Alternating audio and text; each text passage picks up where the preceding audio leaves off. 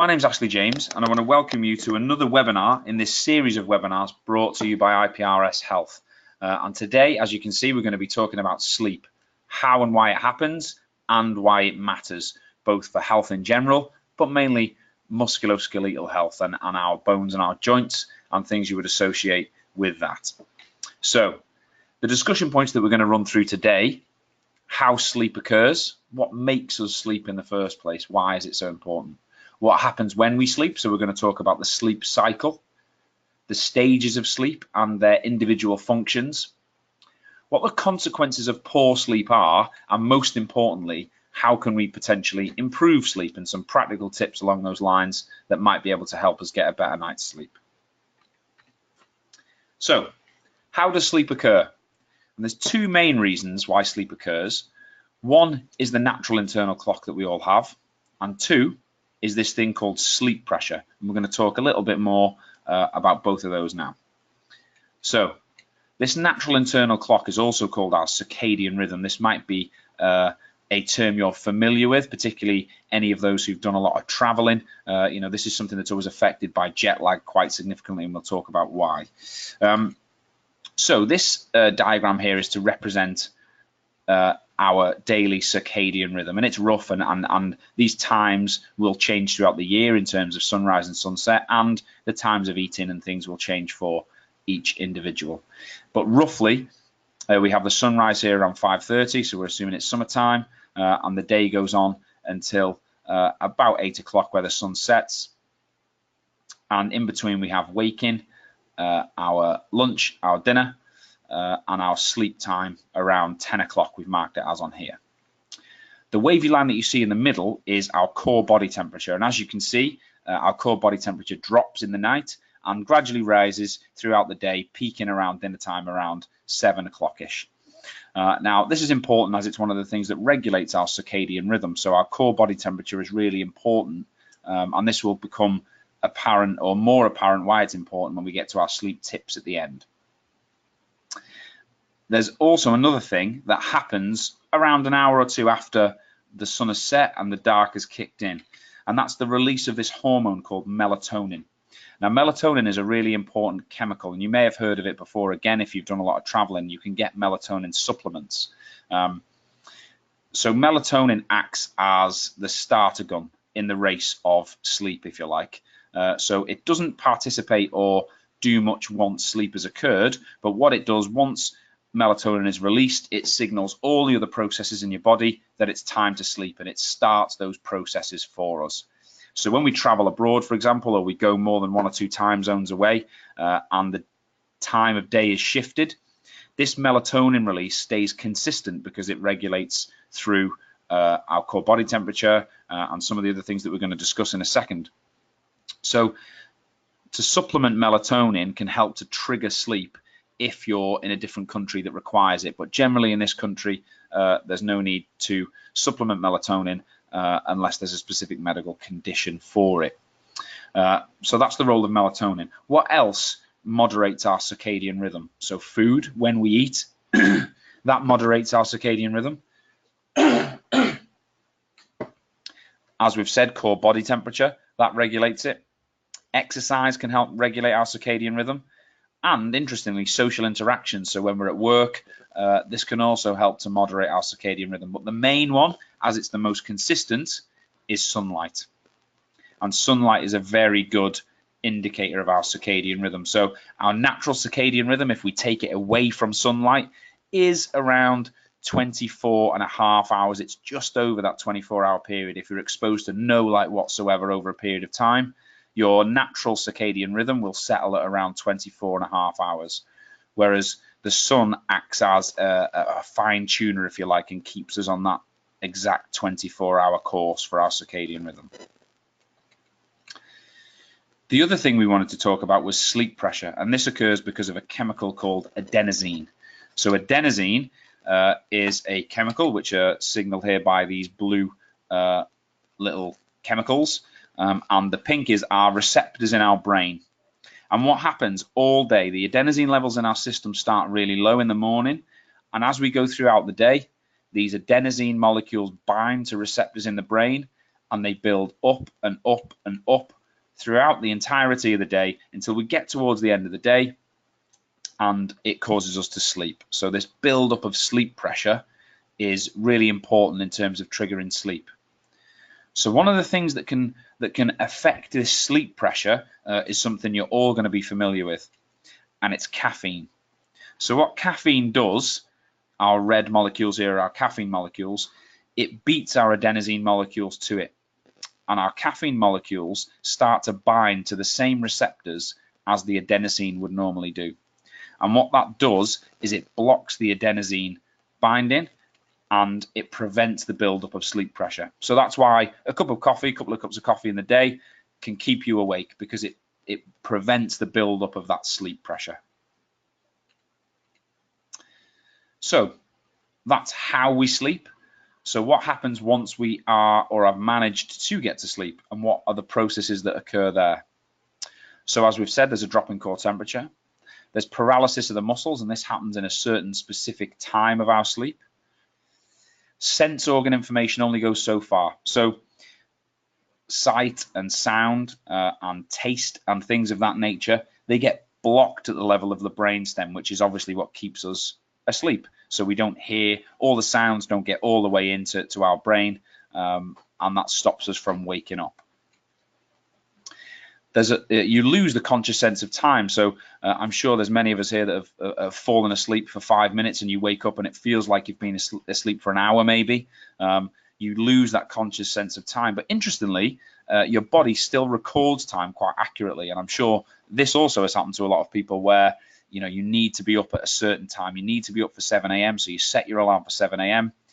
and lo and behold, you wake up at 6:58. Despite we lose the conscious sense of time, our body can still record it quite accurately when we sleep, which is really interesting. Now, there's two different types of sleep, and I'm sure most of you would have heard of them. There's REM sleep and non-REM sleep. So REM stands for rapid eye movement sleep, and non-rapid eye movement sleep. So let's look at these in a little bit more detail in terms of the sleep cycle. So I'm going to put another diagram up here, and it looks a bit confusing at first, but I'm going to explain it for us. So we want to be looking at this white wavy line. And initially, when we drift off, we're in what's called NREM stage 1 sleep, which is a light sleep, if you like. And then what happens is we drift into this REM sleep cycle, the rapid eye movement cycle. And from there, it drops off into stage 2, 3, and 4 of non-REM sleep, and then back up to stage 1, and then back into REM sleep. Now, this cycle happens every 90 minutes. But as we can see, interestingly, in here, at the beginning of the night, there's much more non-REM sleep than REM sleep. And as the night goes on, particularly in the last couple of cycles before we wake up, the proportion of rapid eye movement sleep increases rapidly towards the end stages of our sleep cycles, which is a really interesting point, and has had researchers thinking about why this might be. One of the reasons that we think this might be is that REM sleep, what it does is, if you imagine a sculptor and he's got a big mound of clay, and this is the information that your brain has acquired throughout the day. Now, at the moment, and when you first fall asleep, for example, it's a big lump of clay. There's no fine detail in there. It needs pruning back a little bit. And this is what's thought to be the job of REM sleep.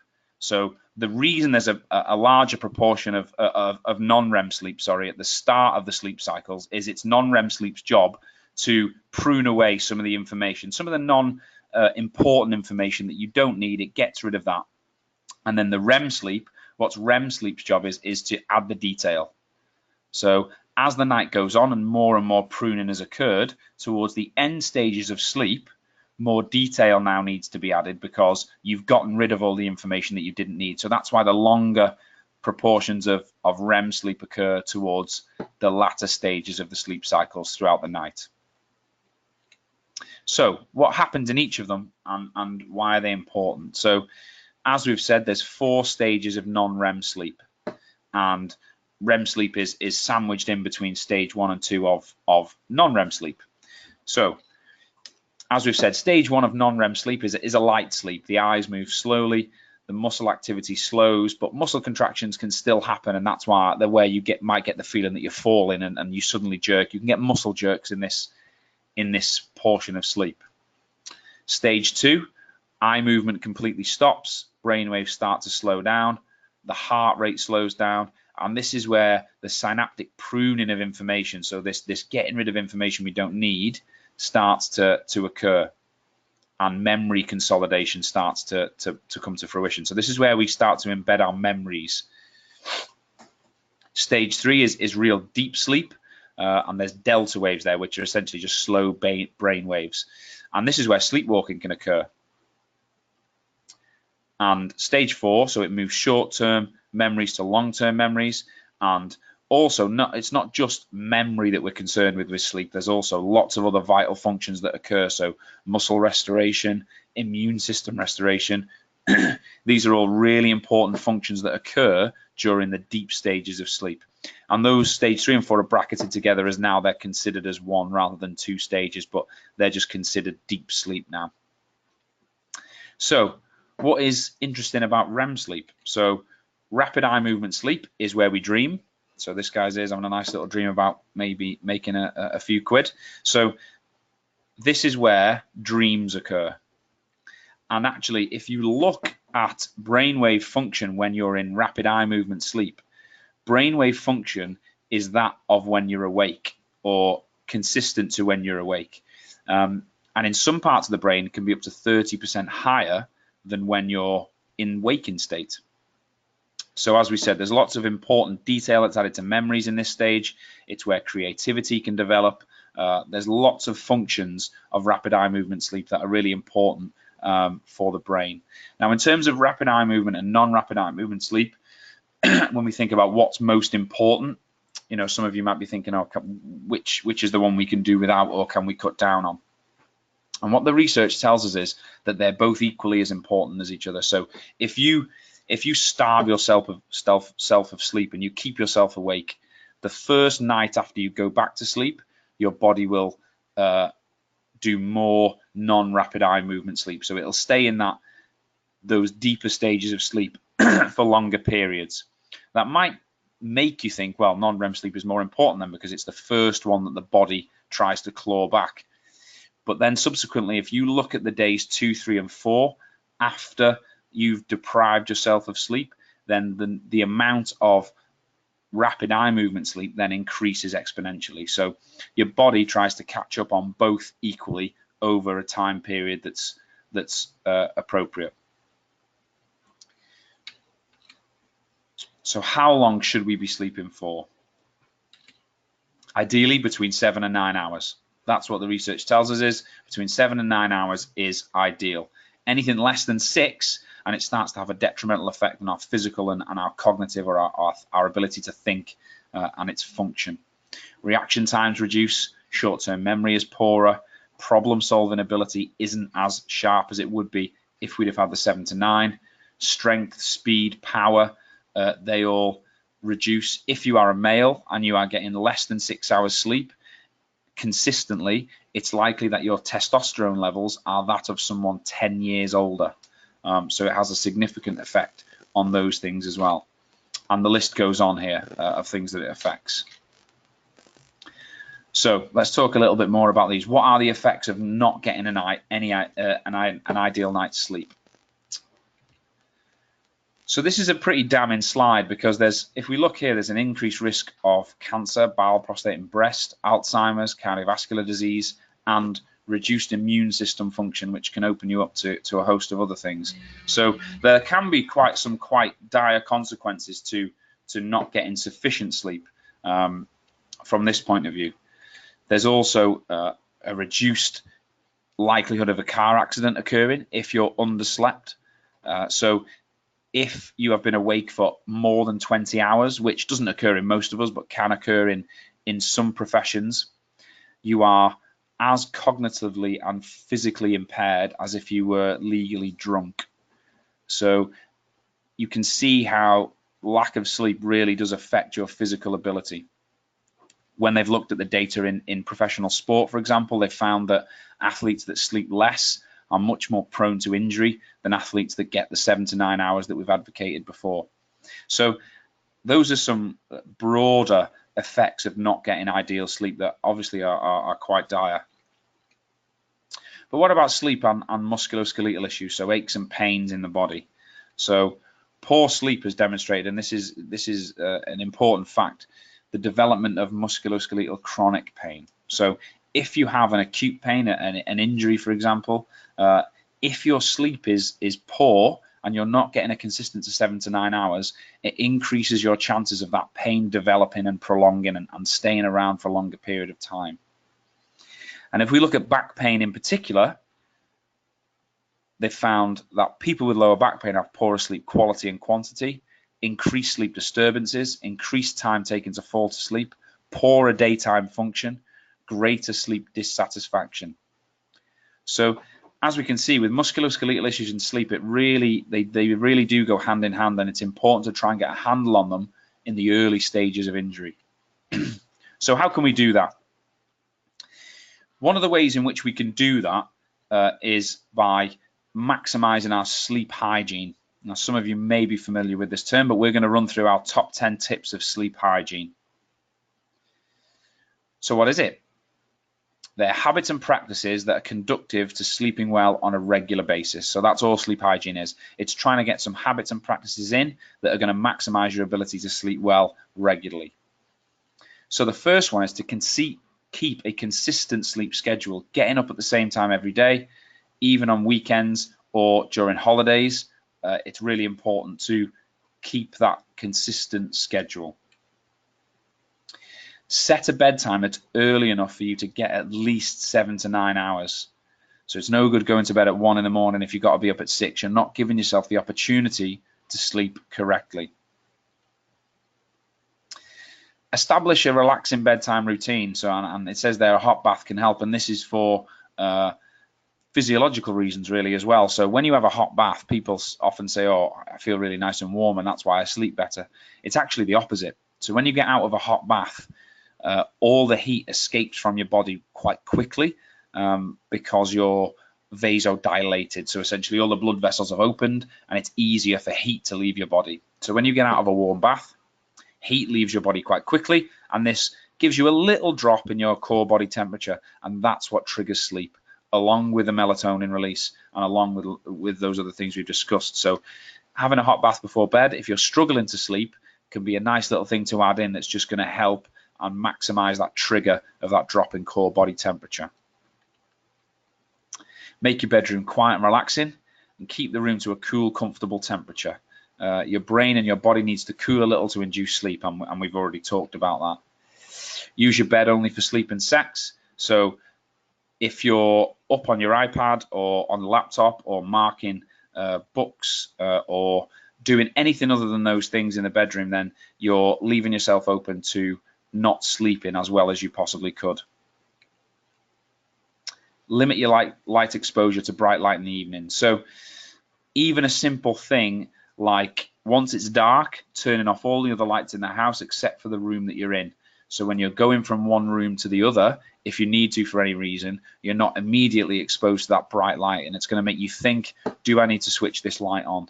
Limit that exposure as much as you possibly can once it's dark outside, and that again, that will add to those triggers that are going to help you fall asleep.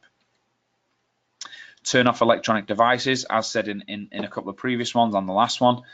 So electronic devices emit something called blue light, which I'm sure all of you have heard from. And what that does to your body is it delays the release of melatonin. So if that melatonin isn't being released because you're exposed to these electronic devices, you're not giving yourself the chance to start that sleep cycle. Remember, melatonin is the starter pistol.